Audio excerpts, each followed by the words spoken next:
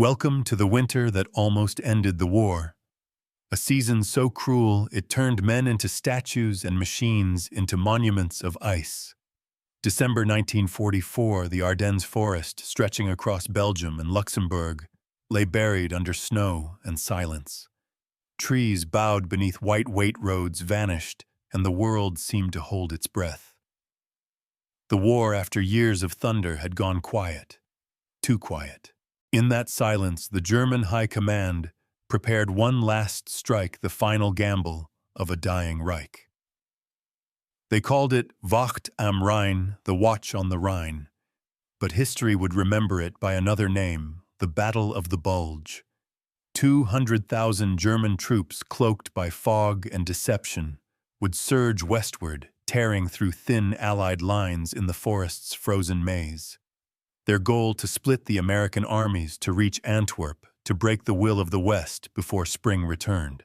The snow was their ally, the skies their accomplice. Every storm, every blizzard, every white horizon, a curtain to hide tanks and marching men. And up above, the Luftwaffe waited, believing that the weather would finally turn the tide. No plane could fly through this, not in winds that froze fuel solid, not under clouds that swallowed light. If the Americans could not fly, they could not fight. But they were wrong. Because somewhere far away in a dim English hangar, rhymed with frost, a new sound began to rise. A deep, steady hum, twin engines waking under blankets of steam. Mechanics moved through the cold like ghosts' faces wrapped in scarves, eyes red from wind. The Lockheed P-38. Lightning, the fork-tailed devil, was stirring to life. Its twin booms gleamed under lantern light, its wings trembling against the storm. Every other fighter lay silent, grounded by ice. But the Lightning was born for this. Out over the Ardennes, Allied ground forces were pinned and bleeding. Bastogne surrounded convoys, trapped men digging through snow to find ammunition. General Patton was moving north, but the roads were frozen, the skies sealed. Hope came only from above, if above could still fly. And then, on the morning of December 23rd, the clouds began to thin, and the impossible happened. From the gray, a flash of silver, two engines slicing the air like a blade through glass. The first P-38s roared over the forest contrails, twisting into the pale sun. Men on the ground looked up, some cried, some laughed, some simply stared. The Luftwaffe had believed the storm would protect them, but now the storm itself was breaking apart beneath American wings. The cold that was meant to kill had become a weapon of endurance. Every drop of oil, every inch of metal, every heartbeat in those cockpits fought against nature itself and won. The Lightning flew when no one else could. It hunted through snowfields, escorted bombers through sleet-struck convoys hidden beneath pine and frost. Each mission carved a new scar into the myth of German winter supremacy. For the men below, the sight was more than survival. It was resurrection. A sound that meant the sky had returned, that the fight wasn't over yet. From Bastogne to Saint-Vith, from Malmedy to Houffalize, the legend spread. The Lightnings are back. And even the enemy began to whisper the Americans have tamed the winter. The Luftwaffe thought the cold would stop them, but the cold became the reason they endured. This was the battle where frost met fire, where faith in machines met the limits of flesh, where the last German hope shattered against a sky that refused to die. Before we begin, tell me where you're watching from and what the cold feels like where you are. Because tonight, we return to the forest where the world froze and the P-38 kept flying.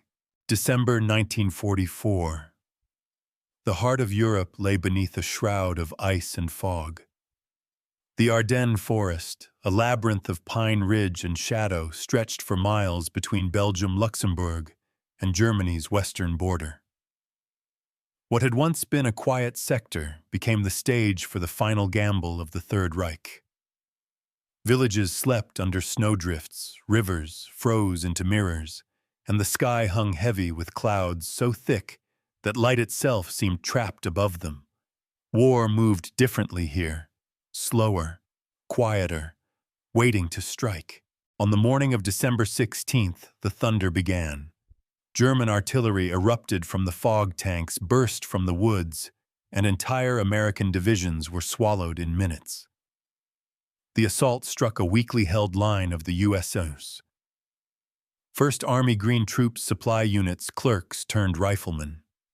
They called it the Ghost Offensive because the enemy seemed to rise from the mist itself. Engines roared under camouflage nets, King Tigers crushed frozen roads, and communication lines vanished beneath snow and smoke. Within 48 hours, the front bent and bulged westward. The name Battle of the Bulge was born. The weather made everything worse. Allied bombers grounded, spotter planes blind. Reinforcements crawled through ice-clogged roads where wrecks froze into twisted monuments. For days, no one could see the sun.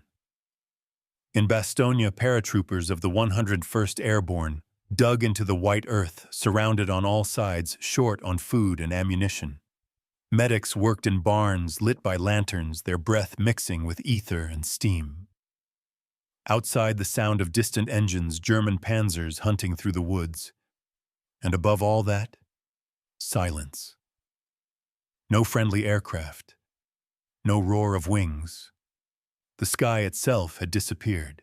To the German High Command, this was perfect. Their meteorologists promised 10 days of blizzard and fog, enough to cripple Allied air power. To the Luftwaffe, the storm was divine intervention. They called it Flugwetter der Götter, the weather of the gods. It meant freedom from the relentless bombing runs that had pounded Germany for months. The cold would ground the enemy, and for once the Reich would move unseen.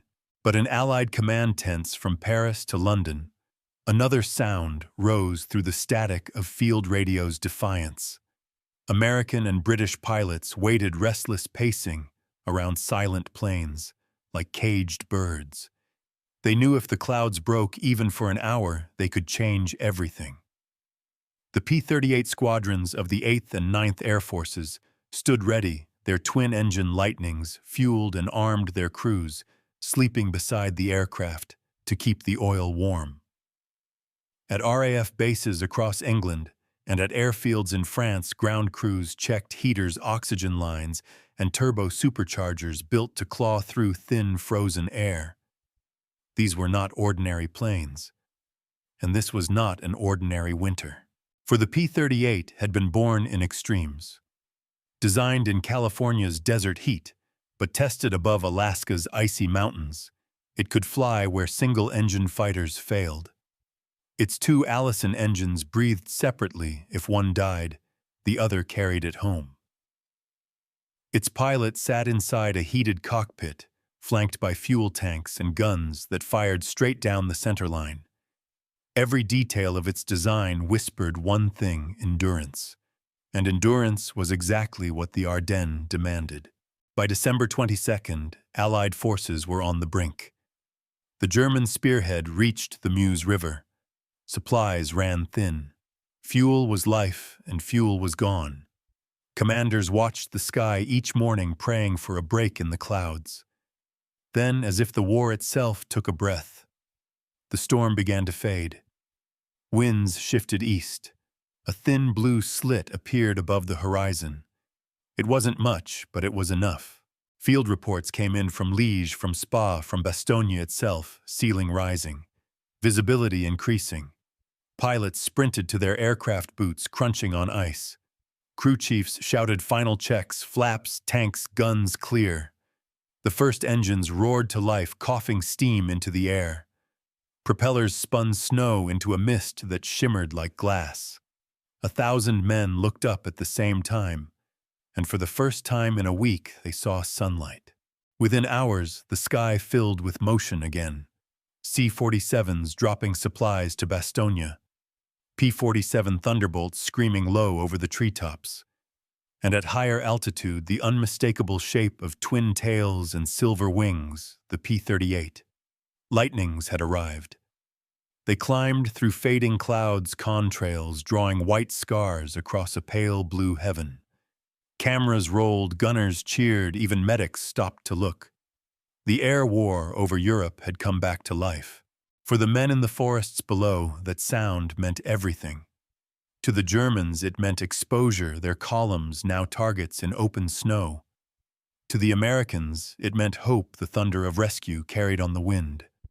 The P-38s flew reconnaissance escort and strike missions from dawn to dusk, hunting armored convoys and relaying coordinates to artillery. In those frozen hours, technology, courage, and timing fused into something larger than chance. The stage was set, frost against fire, ambition against endurance. The Luftwaffe believed they had mastered the winter, but the winter had other plans. And somewhere in the gray between sky and storm, a twin-engine silhouette carved its name into history. Because what began as a desperate gamble for the Reich would end as a testament to the men who refused to let the cold win. The Battle of the Bulge was no longer just a ground war, it was a struggle for the sky itself. The facts begin in darkness. By December 1944, the war in Europe had entered its fifth frozen winter. Germany was collapsing, factories in ruins, cities burned, rail lines shattered. The Allies had crossed France and were at the doorstep of the Reich. Most of Hitler's generals begged him to retreat, to build a defensive wall along the Rhine and conserve what was left. But he refused. The Führer believed one bold stroke could still change destiny. He wanted not just a battle, he wanted a miracle. And so he chose the Ardennes. It was the same forest through which his tanks had swept in 1940, breaking France in 6 weeks. Hitler believed he could do it again, the same trick in reverse. He ordered a massive surprise offensive through the snowbound woods, striking at the weakest sector of the American line. The plan was precise, delusional, and breathtaking in ambition. Smash through to the Meuse River, capture Antwerp, and split the Allied armies in two. Britain cut off from America, the coalition shattered. He called it Unternehmen Wacht am Rhein, Operation Watch on the Rhine. His staff called it madness. The Germans gathered everything that still moved. Nearly 30 divisions, over 200,000 men were pulled from every corner of the front. Among them were the 1st SS Panzer Division veterans of Normandy, the 2nd Panzer, and the feared Panzer Lehr. There were King Tigers, their 88mm guns able to kill from miles away. There were Panthers and armored half-tracks painted white with frost and prayer. But half the troops were Volksgrenadiers boys, barely 16, gray-haired clerks, convalescents from hospitals. Their coats were too thin, their boots too small, their rations half-molded. They fought not for victory, but for the illusion of it. Above them, or rather grounded with them, was the Luftwaffe. Once it had ruled the sky, now it was a ghost. By winter, the German Air Force had fewer than 800 operational fighters on the Western Front. Pilots were scarce, fuel scarcer. Jet prototypes sat idle without kerosene. Yet Göring promised Hitler that the Luftwaffe could still rise if weather permitted. When the snow came, he smiled. The Americans cannot fly in this. The skies will be ours again. For a brief, bitter week, the storm became Germany's last ally. Across the lines, the Allies were resting too long, too deep. Many believed the war would end by Christmas. Soldiers of the U.S. First Army played cards in their foxholes, sang carols near Ardennes villages like Saint-Vith and Bastogne. They called this sector the Quiet Front. The veterans were elsewhere. The lines here were held by new divisions, the 99th, the 106th, untested, undersupplied, stretched thin across icy ridges. They had no idea that an army 3 times their size was staring at them through the trees. The illusion of peace is often louder than the sound of war. When the first shells fell on the morning of December 16th, the forest itself seemed to explode. The ground shook, trees snapped like bones, and men woke to a world turned white and red. In minutes, communications collapsed. Radios jammed by German interference roads clogged by retreating vehicles. The offensive punched deep, cutting through villages like Losheimergraben and Clairvaux. Columns of American prisoners were marched east, their breath clouding in the frozen air. The bulge in the Allied line grew wider, each hour a wound spreading through Europe. In Bastogne, the 101st Airborne Division was rushed in to hold the crossroads. General McAuliffe and his men dug in, surrounded on all sides. German tanks closed in from every direction, but the paratroopers refused to yield. Their rations froze solid. Ammunition ran low. Medics worked in horse stables using morphine melted over candles. When the Germans sent an ultimatum demanding surrender, McAuliffe sent back one word: nuts. It became legend. Defiance turned into symbol. But defiance could not feed the hungry or warm the cold. They needed help from the sky. And the sky was gone. For 10 days, the weather held like iron. Clouds smothered the land. Pilots sat in cockpits that never moved, listening to snow tapping on aluminum. The Allied air forces, the greatest in history, were grounded by nature. Not a single bombing run could pass through. The British Typhoons waited. The American Mustangs sat in rows, wings heavy with frost. Commanders cursed the heavens, watching the front line crumble. The Germans advanced beneath their perfect storm. It was for a brief moment, as if time itself belonged to them again. Yet deep inside Allied command, something stirred patience. They knew weather was not forever. General Eisenhower, from his headquarters in Versailles, ordered his air groups to prepare for the first break in the clouds. Every pilot, every mechanic, every bomber crew was told, when the sky clears, strike with everything we have. The U.S. 8th and 9th Air Forces fueled hundreds of aircraft, including the P-38 Lightnings, twin-engine workhorses designed to operate where others failed. They would be the first to fly when the storm broke. Their mission: reconnaissance, escort, precision strike, and vengeance. The P-38 was more than a plane. It was an engineering philosophy. 2 engines for reliability, counter-rotating propellers for balance. A cockpit heated by electric coils and turbo superchargers that fed the engines even in thin, frigid air. Its range extended beyond 1,300 miles, its climb unmatched. To a Luftwaffe pilot, it looked alien, a silver arrow, with a split tail hunting in pairs. Its 50 caliber machine guns were fixed along the nose, converging into a single point of death. Every round it fired went exactly where the pilot looked. And now it waited for the sky to open. On December 23rd, the miracle came. A weak sun burned through the fog over France and Belgium. Winds shifted east. The cloud ceiling lifted.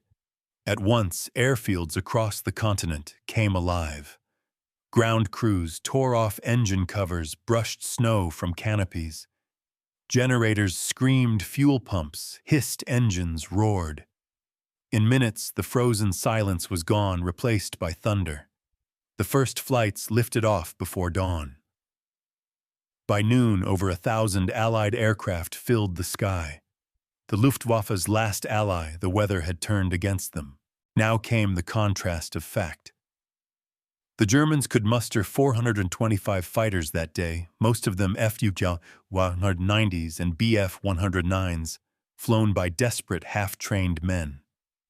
Against them rose 500 Allied aircraft coordinated by radar and radio, led by squadrons of P-38s and P-47s. In a single day, the U.S. Air Forces flew 2,900 sorties, dropping 200 tons of bombs. Roads vanished under fire. Columns burned. German armor exposed by sunlight was shredded from above. In those few hours, the Luftwaffe lost what it could never replace: its last wings. By Christmas Eve, the situation had reversed. The bulge that once threatened to split the front was shrinking. Allied paratroopers at Bastogne looked up to see cargo planes, C-47s, dropping supplies under white parachutes. "We could see the stars again," one soldier wrote, "and we knew we weren't alone." P-38s escorted the convoys, sweeping the skies clean of enemy fighters. One by one, the German advance froze, not by weather this time, but by fire from the heavens. The very cold that was meant to cripple the Americans had become their crucible. And so the data tells the story that courage already knew. Between December 23rd and 27th, the U.S. Army Air Forces destroyed 400 German tanks, 10,000 vehicles, and severed nearly every line of communication across the front. The Luftwaffe lost half its remaining strength. German generals reported that the weather has betrayed us. And when Hitler asked Goering where his air force had gone, Goering answered simply, "My Führer." The sky belongs to them now. Numbers do not lie, but the meaning behind them is always human. In the frozen arithmetic of war, the Ardennes was proof of one truth: technology without will is nothing, and will without air is suicide. The Americans had both. The Germans had neither. And as the smoke cleared above the forest, one silhouette remained steady through the clouds, the twin booms of the lightning flying home through the cold. That sound, low, heavy, eternal, was not victory's roar. It was endurance made visible. The fact that they kept flying at all was the truest miracle of that winter.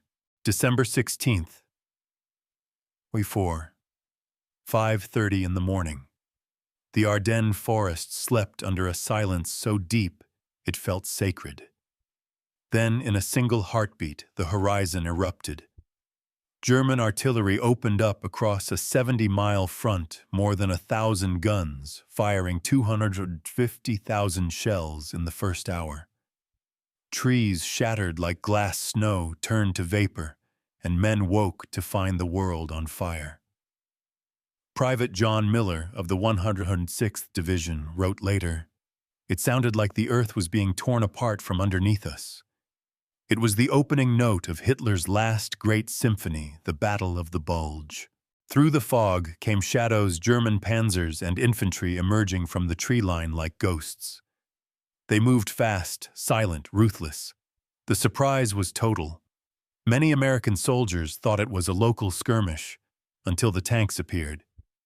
Roads jammed with retreating trucks, medics dragging the wounded through snowdrifts, officers shouting orders no one could hear. By midday, entire units were swallowed.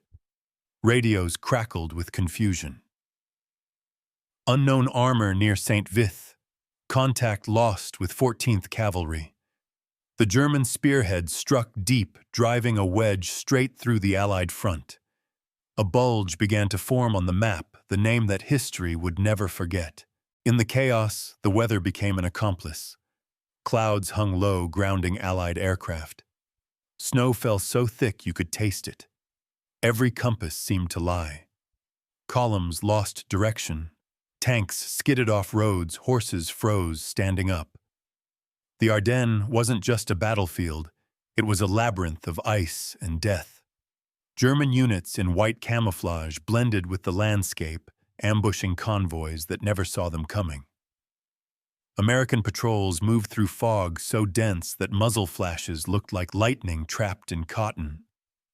Men fought at 20 yards, sometimes at 10, sometimes face to face.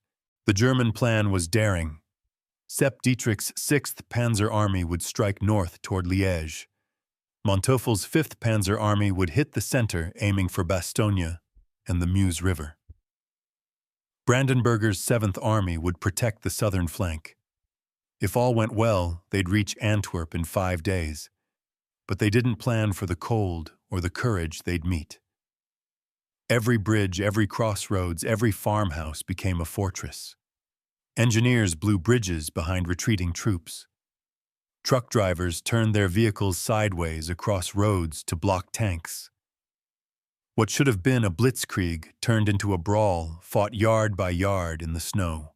By December 17th, tragedy struck: the Malmedy massacre.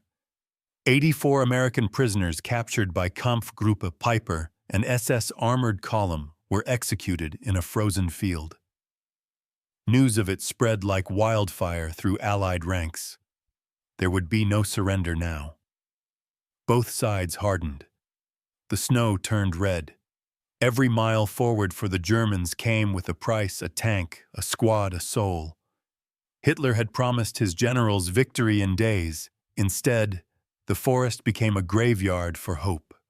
Still, the offensive ground on slow but relentless metal, grinding through snow and smoke. In Bastogne, the 101st Airborne Division, the Screaming Eagles held their ground. Surrounded on all sides, cut off from supplies, they became the symbol of resistance. German artillery pounded them day and night, but the paratroopers refused to yield. Their foxholes filled with frozen water rations froze into bricks. Morphine syringes snapped like glass.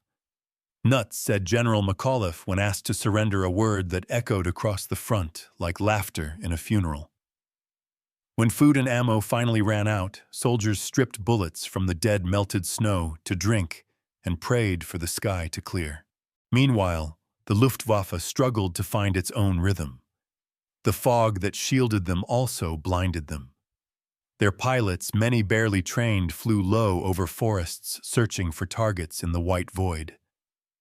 Fuel shortages forced them to ration flights to minutes instead of hours. Some planes never came back, not from enemy fire, but from empty tanks. One German ace, Oberleutnant Karl Fiebelkorn, later wrote, "We were fighting nature more than men." And yet they kept trying, desperate for a miracle in a war that had already turned against them. On the ground, the Americans held on by threads. Units fell back to St. Vith, forming a defensive knot that slowed the German advance. Patton's Third Army, far to the south, began a miraculous pivot north, a maneuver so bold it bordered on madness. Within 72 hours, Patton's tanks were moving through snow and sleet toward Bastogne. "We're going to relieve them," he said, "or die trying." His columns moved like iron serpents through ice headlights, covered engines howling through the night. Even the Germans couldn't believe what they saw: an entire army shifting direction through a blizzard. Then came December 23rd, the day the sky finally broke. The clouds lifted and sunlight spilled across the Ardennes like revelation. Pilots raced to their planes. Engines coughed, sputtered, and roared alive. The air war returned in a single heartbeat. P-38, Lightnings, P-47, Thunderbolts and B-17 bombers filled the sky, striking convoys trapped on narrow forest roads. The snow reflected their contrails, turning the sky into a mirror of silver and smoke.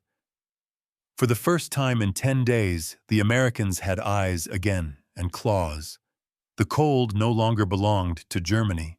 It had become an American weapon. The transformation was immediate. Within 24 hours, Allied air forces flew nearly 3,000 sorties. Bridges collapsed, tanks burned, and roads choked with wreckage. The P-38s, fast and agile, hunted in pairs, strafing columns, photographing movements, relaying coordinates. German soldiers looked up and cursed the sun they had prayed for. The storm that once protected them now betrayed them. Bastogne's defenders watched the sky fill with parachutes, supplies, ammunition, hope. The frozen town that was supposed to fall became an anvil of resistance. By Christmas Eve, the offensive was unraveling. The Germans had driven 40 miles into Allied lines, but stalled just short of their goal. Fuel ran out. Tanks abandoned engines, frozen. The once unstoppable advance became a crawl. Soldiers burned furniture for warmth, melted snow, to drink looted barns for food. Entire battalions dissolved into the woods, too exhausted to fight. Hitler raged from his bunker, demanding impossible counterattacks. "Push forward," he screamed, but his generals knew there was nowhere left to go. Patton's tanks reached Bastogne on December 26th. The siege was broken. Exhausted paratroopers covered in frost and soot wept as they heard the rumble of Sherman engines in the distance. The link-up was messy, brutal, but it was victory. Above them, P-38s circled like guardians, their silver wings flashing against the pale sun. It was the sound of salvation and the death knell of the German dream. From that moment, the offensive no longer pushed west. It began to die eastward. Through January, the Allies counterattacked with overwhelming strength. Fresh divisions arrived, armor poured in, artillery pounded the bulge flat. The Luftwaffe attempted one last operation. Bodenplatte, a massive airstrike on Allied airfields on January 1st. It was a disaster. They destroyed 465 aircraft, but lost 277 of their own and most of their veteran pilots. It was their last gasp. Within weeks, the German army was retreating toward the Rhine, leaving behind 100,000 casualties, 800 tanks, and an empire of wrecks in the snow. When it ended, the forest was silent again. Villages lay in ashes, the ground scarred with frozen craters. The snow melted red and gray. Survivors wrote of the silence, a silence heavier than the guns. The Battle of the Bulge had lasted 6 weeks, the largest battle fought by the U.S. Army in history. 19,000 Americans dead, 47,000 wounded, 23,000 captured or missing. The Germans lost even more. And yet amid the horror, one truth remained: the winter did not save the Reich. It only made its defeat colder. Because in the end, this wasn't just a clash of armies. It was a war between will and weather, between faith and frost. The Ardennes tested everything, courage, endurance, invention, and broke everything that couldn't survive the cold. In that silence after the last shot, you could almost hear it, the hum of a P-38 gliding home through the mist, twin engines echoing over a forest that had seen too much. Proof that even in the darkest winter, some still found the strength to fly. The truth of the Ardennes lay not in glory, but in contrast. On one side, an empire collapsing under its own weight. On the other, an alliance stretching across oceans rich in men and steel. Yet for the first week, the tables turned, the German offensive tore through the forest faster than anyone thought possible. In Berlin, Hitler watched the maps like a gambler watching dice. Each red arrow westward meant life. Each day of snow meant hope. But hope, like fuel, was running out. His armies were winning miles they could no longer afford to hold. By December 19th, 3 days into the assault, the Allied High Command still didn't know how large it was. Eisenhower convened his generals at Verdun, the same fortress that had bled France in 1916. There, amid maps and coffee-stained papers, they realized the truth: this was no raid. It was a full-scale counteroffensive involving 500,000 Germans.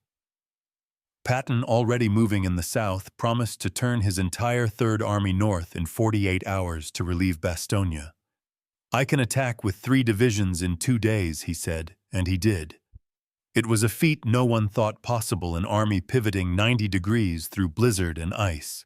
Meanwhile, at the front, the contrast sharpened. German spearheads, led by Piper's SS Panzer Regiment, advanced along narrow forest roads, their tanks outpacing supply convoys. Fuel drums froze solid. Each captured Allied depot became lifeblood. Piper's column, nearly 5,000 men strong, reached Stavelot, but couldn't cross the bridge. Engineers blew it before their eyes. When his tanks ran dry, he ordered them abandon the crews, setting fire to their own machines. The once proud armor of the Reich stood burning in the snow, monuments to a war that had outlived itself. The Americans, once stunned, began to recover. Airborne troops dug into Bastogne's frozen fields, artillery regrouped along the Meuse, and the quiet front became a furnace of resistance. Eisenhower released his famous order: "The present situation is to be regarded as one of opportunity. For the first time, the Allies fought a defensive battle with overwhelming logistics behind them. Convoys from Paris carried fuel rations and ammunition through sleet. Belgian civilians opened barns to shelter medics. By Christmas week, the German advance had slowed not from defeat, but from exhaustion. The weather began to turn on December 23rd. A high-pressure system moved east, breaking the fog that had cloaked the battlefield for 10 days. For the Luftwaffe, it was a nightmare. For the Americans, it was salvation. By noon, Allied planes filled the air. 300 fighters, 500 bombers, 400 transports. From England to France, from Reims to Brussels, every runway thundered to life. The P-38 Lightnings flew reconnaissance over snowfields, identifying German columns hiding under forest cover. Their cameras captured convoys stretching miles long, perfect targets for the bombers that followed. In one day, the numbers reversed. On December 24th alone, Allied air forces flew 900 sorties. The Luftwaffe managed fewer than 425. German fuel dumps exploded, bridges shattered, and entire armored regiments were trapped on icy roads. The P-47 Thunderbolts strafed from tree height. P-38s hit convoys near Houffalize and Saint-Vith. The 406th Fighter Group destroyed more than 400 vehicles in 48 hours. For the first time since the invasion of Normandy, Allied air power was absolute. The sky, once Germany's ally, had changed sides. At Bastogne, the siege reached its climax. On December 22nd, the German 47th Panzer Corps demanded surrender. Brigadier General Anthony McAuliffe sent back a single typed word: nuts. The message confused the German officers, but to the Americans it became legend, a declaration that even surrounded, they were unbroken. 4 days later, Patton's tanks broke through the German line south of the town. "We're still holding, and we've been reinforced," McAuliffe radioed. Bastogne was free, and the German timetable shattered beyond repair. Then came Hitler's greatest delusion, Operation Bodenplatte. On New Year's Day, 1945, the Luftwaffe launched its last great strike, sending 900 aircraft against Allied airfields in Belgium and the Netherlands. For a few hours, the sky burned. 465 Allied planes were destroyed on the ground, but the cost was fatal. The Luftwaffe lost 277 aircraft, and more devastatingly, nearly all of its remaining veteran pilots. It was a one-day victory that ended the air war forever. The Reich had gambled its last wings and lost them in one morning. By early January, the counteroffensive was collapsing. German forces had driven 40 miles west at their peak. Now they were being pushed back mile by mile. The SS units that reached within 10 miles of the Meuse were destroyed by concentrated artillery and airstrikes. Hitler refused to withdraw, ordering his armies to fight to the last tank. Fuel was gone, ammunition rationed, horses replacing trucks. In some sectors, German soldiers fought barefoot in snow, wrapping their feet in rags. What began as a blitzkrieg ended as a retreat through ice and despair. The casualty figures tell their own story. Germany lost more than 100,000 men, killed, wounded, or captured. The Allies suffered 89,000 casualties, including 19,000 dead, the highest American losses of any battle in World War II. But unlike Germany, they could replace theirs. Factories in Detroit still roared, convoys from New York still crossed the Atlantic. For every Sherman lost 3 waited in England. For every pilot killed, 2 more were in training. The Reich had no reserves left, only rumors and propaganda. In Berlin, Goebbels told the public that the offensive was a success. The enemy routed, the Allies retreating. But in reality, Hitler's generals knew the truth. Rundstedt and Model begged to withdraw behind the Rhine. Hitler refused. When they persisted, he shouted, "The Führer does not retreat." Yet retreat they did by necessity, not command. The bulge that once threatened to split the front now imploded, leaving wrecks and corpses half buried in snow. The miracle Hitler had promised turned into the tombstone of the Wehrmacht. By mid-January 1945, Patton's Third Army linked up with the First from the north. The German salient was gone. The Allies regained every inch of lost ground, then crossed the Rhine within weeks. The failure of the Ardennes sealed the fate of Nazi Germany. The last reserves of fuel armor and manpower were gone. When the Red Army attacked from the east, a few weeks later, there was nothing left to stop them. The Western Front would never see another German offensive. The Battle of the Bulge was the Reich's final breath. For the soldiers who survived, the memories never faded. Frost-bitten hands, sleepless nights, the sound of engines freezing mid-flight. Men on both sides wrote of the same feeling: exhaustion beyond pain. Yet amid the wreckage, one symbol endured: the roar of American aircraft over the snow, the promise that the sky had returned. The P-38s, the Thunderbolts, the Mustangs. They were the voice of a new reality. The war of movement had ended. The war of endurance had begun.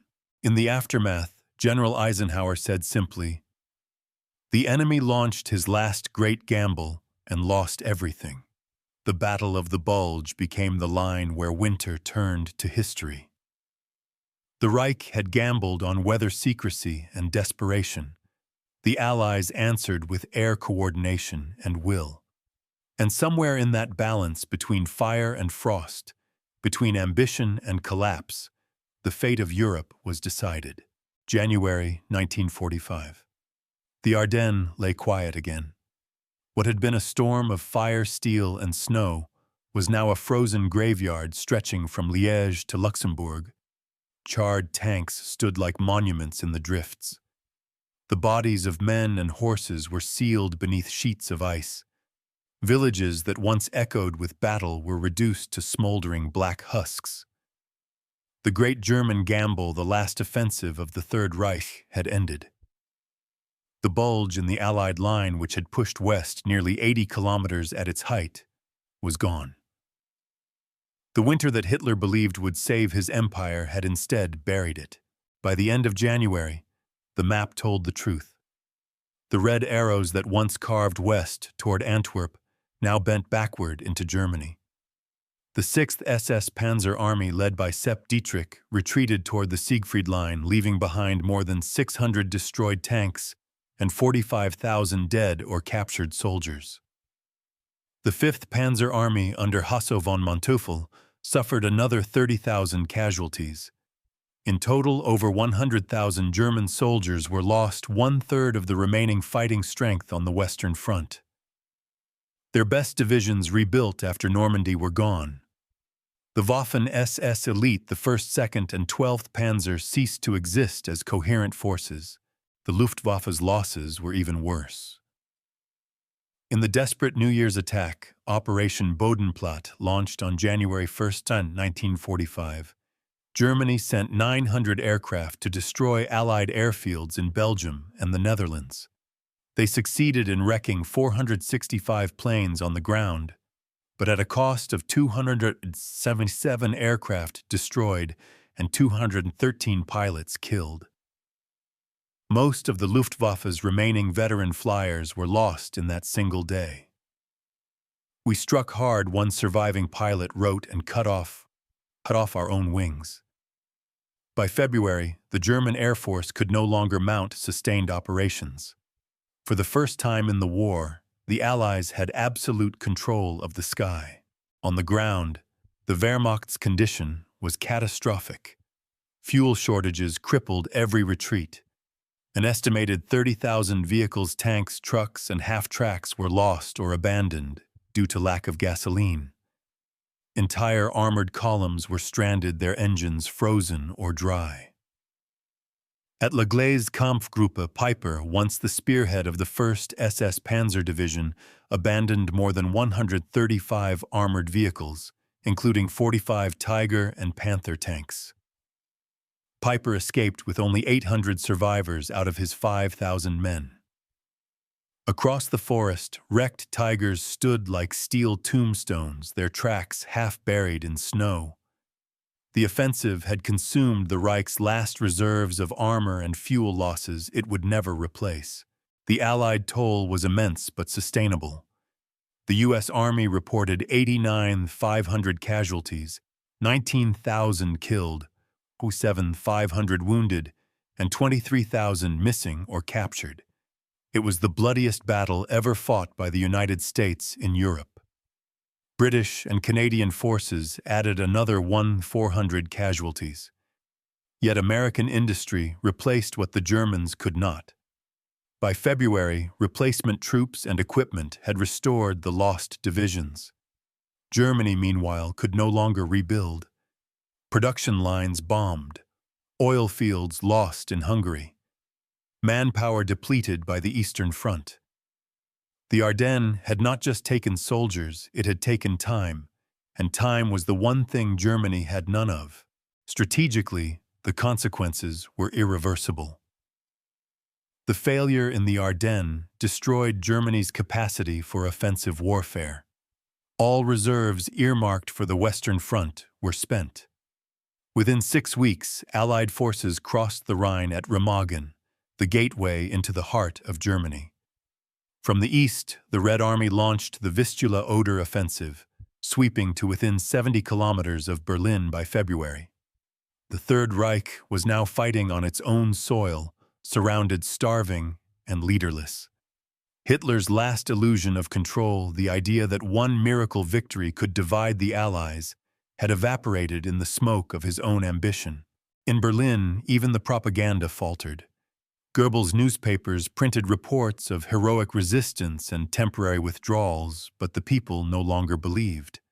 Rail stations were filled with refugees from the West, women and children fleeing through snow as Allied bombers roared overhead.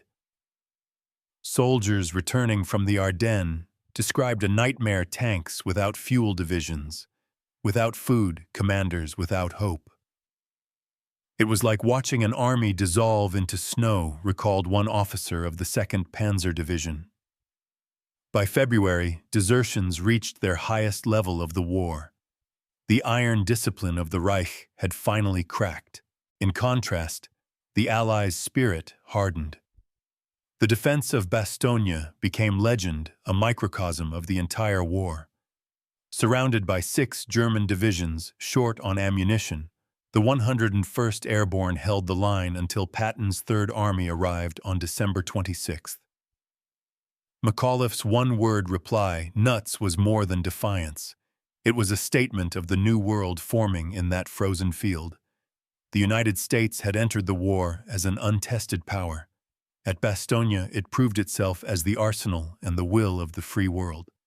The P-38s and Thunderbolts overhead symbolized not just dominance but endurance, the triumph of persistence over despair.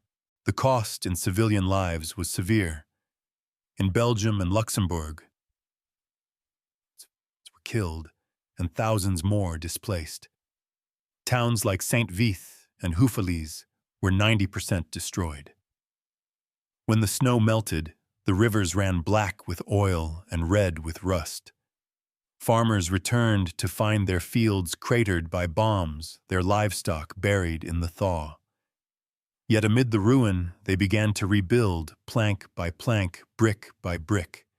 "We planted flowers in the holes left by shells," one Belgian widow said, "because the earth had to see something grow again." From that soil, a new Europe would rise. The end of the Ardennes was more than military. It was spiritual, a reckoning. The world saw for the first time the collapse of the myth that had held Europe hostage for 12 years. The invincible German soldier, the perfect war machine, the 1,000-year Reich, all gone in 6 weeks of frost and fire. In their place came hunger, surrender, and silence. The battle had begun with belief in destiny.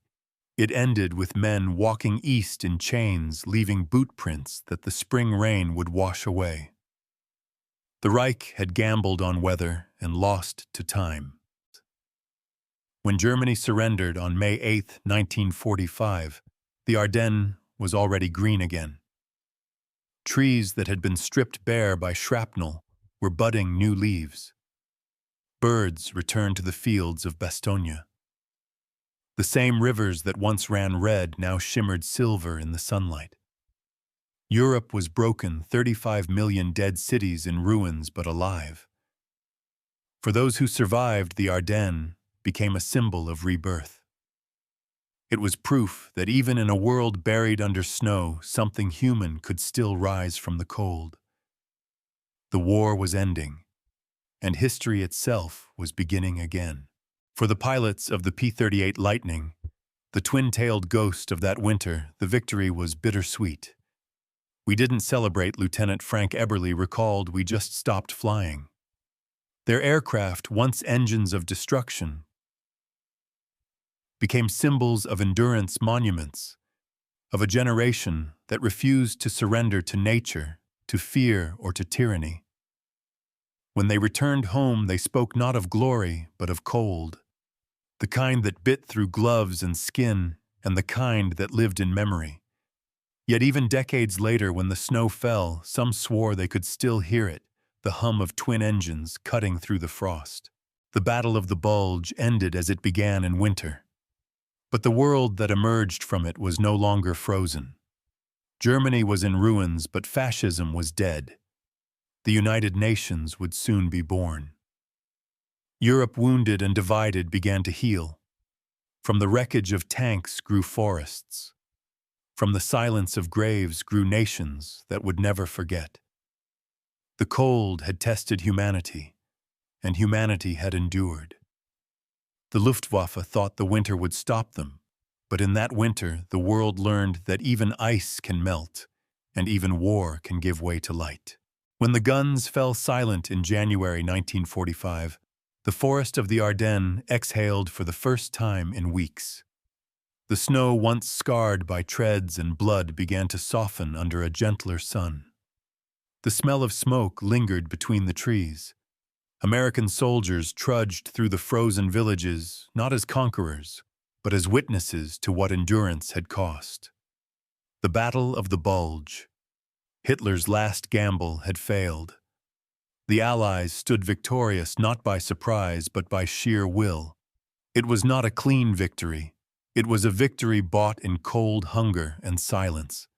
The map of Europe had begun to change again, and history with it. Germany's defeat was now undeniable. The once proud Wehrmacht was in retreat across every front. Its tanks burned out, its fuel gone, its air force shattered beyond repair. Hitler, sealed in his Berlin bunker, refused to believe it. He still spoke of counterattacks that would never come, of phantom divisions that existed only on maps. But his generals knew the truth. The Reich had no army left to fight. The Ardennes offensive had consumed the last of Germany's strength. When the snow melted, there would be nothing left to defend but ruins. The war that began with fire was ending in frost. By May 8, 1945, Germany had surrendered unconditionally. The flags of the Allies flew over shattered cities. Bells rang in London, Paris, and New York. Europe, bled, burned, and broken, could finally breathe. The men who had survived Bastogne-Saint-Vith and the forests of Belgium walked through quiet streets, hearing the echo of peace for the first time in years. Yet even in victory, the silence was heavy. 35 million Europeans were dead. Cities lay in rubble. The smoke of crematoria still hung over liberated camps. The world had won the war, but lost its innocence. The Battle of the Bulge had been the last roar of the Reich, its final illusion of strength. Hitler had believed he could split the Allies' forced negotiation and turn the tide through weather and willpower. But the very storm he prayed for became his undoing. His armies froze, his fuel vanished, and his dreams collapsed under the weight of reality. In 6 weeks, he had lost 100,000 men, 600 tanks, and the last hope of victory. From that moment on, Germany could only retreat. The offensive that was meant to save the Reich had destroyed it instead. For the Allies, the Ardennes was both triumph and trial. It was their most costly battle of the war in Europe. 89,000 casualties, 19,000 Chants dead, 23,000 missing or captured. But it was also proof that democracy could withstand despair, that industrial might and moral unity could overcome the precision of tyranny. The soldiers who fought there, Americans, Britons, Canadians, Belgians, stood not for conquest, but for endurance. We weren't fighting for medals, one veteran said, we were fighting to go home. In the snow of Ardennes, freedom proved it could survive even the coldest season of mankind. The war's end redrew the world. America rose as a superpower, its factories untouched, its armies victorious. The Soviet Union, bleeding from the east, emerged as a rival giant. Between them, the continent they had freed was now divided by fear. The Cold War began not with gunfire, but with silence, a silence that stretched from Berlin to Washington, from Moscow to the ruins of Warsaw. The world had defeated fascism, but inherited a new tension, the uneasy peace of nuclear age. Yet amid that shadow, the lesson of the Ardennes still whispered that no tyranny lasts forever and no winter is endless. In the Ardennes, life returned slowly. The spring thaw revealed the dead, then the living. Belgian families rebuilt homes from stones and ashes. Children planted gardens where tanks had burned. The forests grew back, covering the scars of shellfire. On the hills above Bastogne, rows of white crosses appeared, American, British, Belgian, sometimes even German, all equal in the snow. Tourists would one day come to walk among them, unaware that beneath each name lay an entire lifetime cut short by one winter's war. Time moved forward, but the ground still remembered. The men who survived rarely spoke of heroism. They spoke of frostbite, of fear, of the friends they buried under pine branches. They spoke of the cold, not the weather, but the feeling, the cold of waiting, of losing, of watching the sky for planes that might never come. Yet when they heard the hum of a P-38 Lightning or a P-47 overhead, they felt the warmth of hope again. That sound, one veteran said, wasn't thunder. It was the sound of the sky coming back. For them, the victory was not in killing, but in enduring and surviving. In the decades that followed, Germany rebuilt. The nations it once conquered became its partners. Europe healed brick by brick, treaty by treaty. The forest that had once been a battlefield became a sanctuary, its silence now sacred. The world learned that peace is not inherited. It is built from memory. And memory, like the forest, must be tended, lest the cold return. The lesson of Ardennes was never about who had more tanks or planes or guns, but who could outlast despair. In that measure, humanity itself had won. The Allies had triumphed. The Reich had fallen. But history's greatest victory was not over Germany, it was over hopelessness. The Battle of the Bulge proved that even in the darkest hour, light endures. That faith in comrades, in cause, in survival, can turn a frozen forest into a symbol of rebirth. The snow melted, the rivers flowed, the nations rose again. And in every winter since, when the wind moves through the trees of the Ardennes, you can still hear it, the whisper of engines, the echo of courage, the voice of the world remembering what it took to be free. And so the story ends where it began, under a gray winter sky. The Luftwaffe thought the cold would stop them, but it was the cold that revealed their weakness, and the will that revealed humanity's strength. The war is over now, but the lesson remains: no storm lasts forever. And even in the deepest frost, there is always a dawn waiting beyond the clouds. Because history does not belong to those who start wars, it belongs to those who survive them.